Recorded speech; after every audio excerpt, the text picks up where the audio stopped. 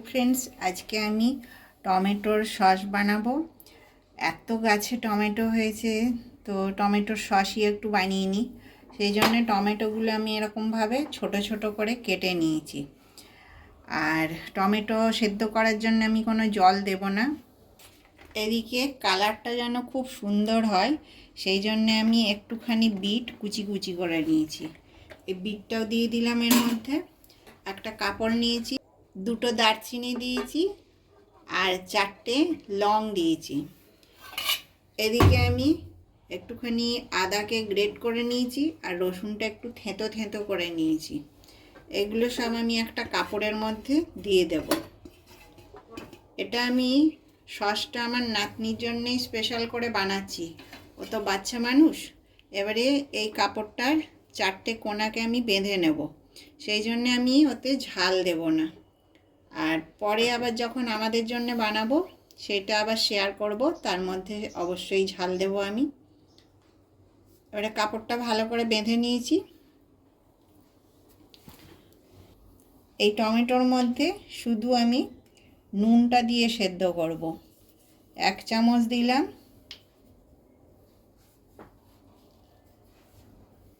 আর অল্প দিলাম, 1.5 চামচ দিইনি কিন্তু। এবারে একটু উল্টে পাল্টে নিয়েছি। উল্টে পাল্টে নিয়ে একটু মাঝখানটা ফাঁকা করে এই যে কাপড়ের পুঁটলিটা আমি দিয়ে দিলাম। এবারে আমি গ্যাসটা অন করে দেব। এইটা সেদ্ধ হবে, এতে তো নিজেই জল বেরিয়ে আসবে। আর সেদ্ধ হওয়ার পরে আবার ঠান্ডা করব, ঠান্ডা করে আবার আসবো। টমেটোটা আমার সেদ্ধ করা হয়ে গেছে এই যে। এবারে আমি এখন অফ করে এটাকে ঠান্ডা হতে দেব। টমেটোটা ঠান্ডা হয়ে গেছে। আমি এখন এই যে পুঁটলিটা আছে এটা বের করে নেব আগে, সেই জন্য এটা আমি ভালো করে এইভাবে চিপে নিচ্ছি।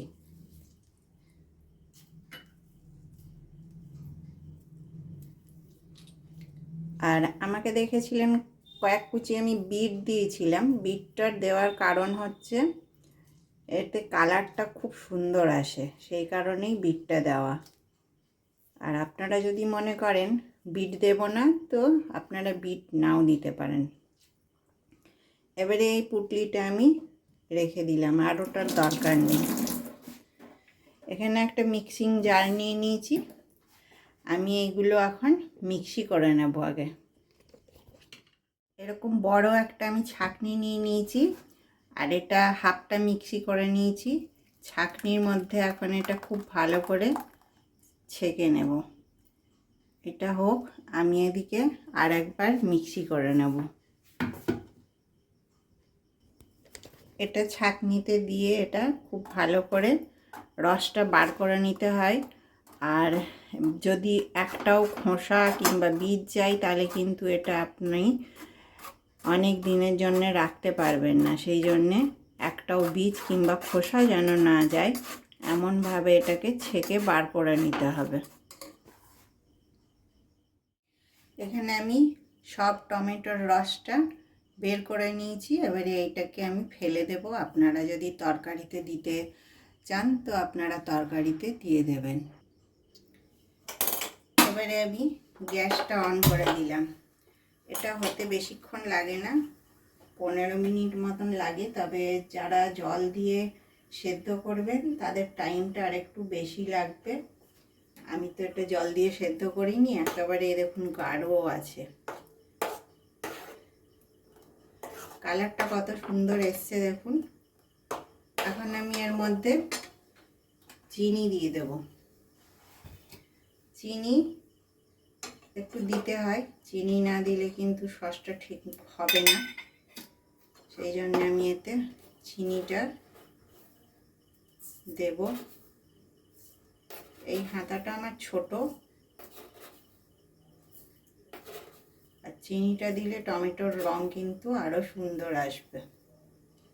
1 হাতা আর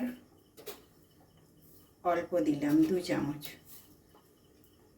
আর চিনি দেব না, আপনারা যদি বেশি দিতে চান আরও বেশি দেবেন।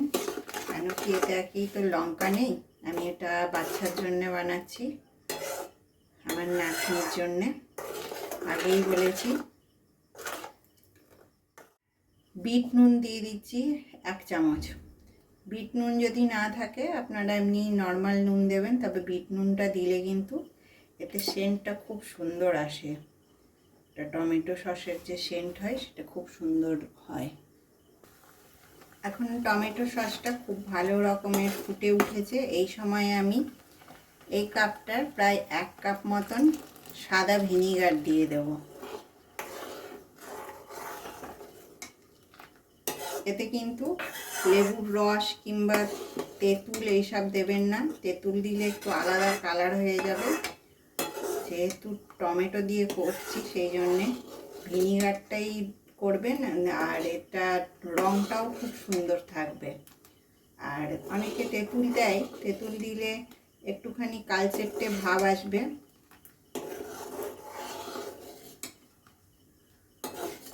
অনেক দিন থাকে জিনিসটা। তবে শুধু একটা জিনিস বারবার আপনারা দেখে নেবেন, এর মধ্যে খোসা আর কোনো লঙ্কা কিংবা টমেটোর দানা যেন না যায়। একটু লঙ্কা দিইনি আমি, আপনারা তো দেবেন, সেটাই বলছি। এটা আমি একটু টেস্ট করে দেখলাম, আমি আর এই এতটা চিনি দিয়ে দিচ্ছি। এতে টকটা একটু বেশি আছে।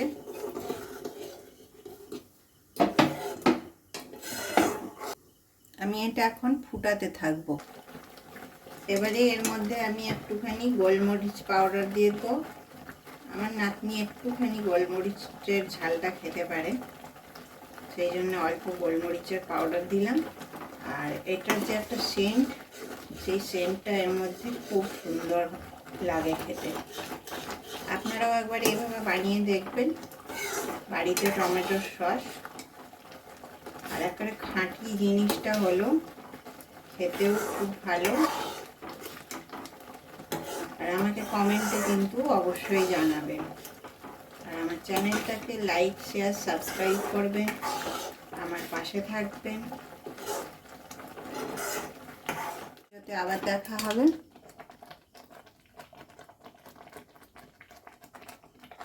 নমস্কার।